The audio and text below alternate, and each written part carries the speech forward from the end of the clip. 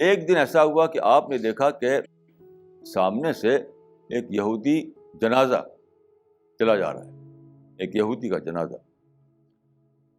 آپ نے دیکھا تو اس وقت آپ بیٹھے ہوئے تھے، آپ اس کے ریسپیکٹ میں کھڑے ہو گئے. آپ کے ایک کمپینین نے کہا کہ رسول اللہ یہ تو یہودی کا جنازہ تھا.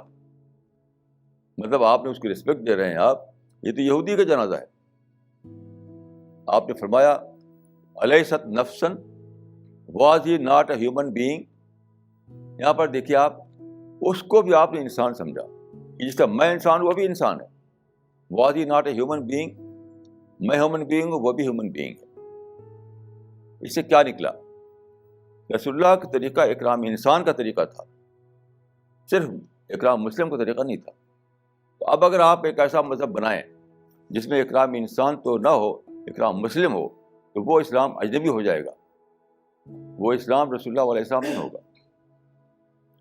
سارے انسان کو رسپیکٹ دینا، سارے انسانوں کو اپنے برابر سمجھنا، لیکن جہاں تک انسان ہونے کی بات ہے تو سارے انسان قابل احترام ہیں، سارے انسان ریسپیکٹیبل ہیں، سارے انسان خدا کے پیدا کیے ہوئے ہیں.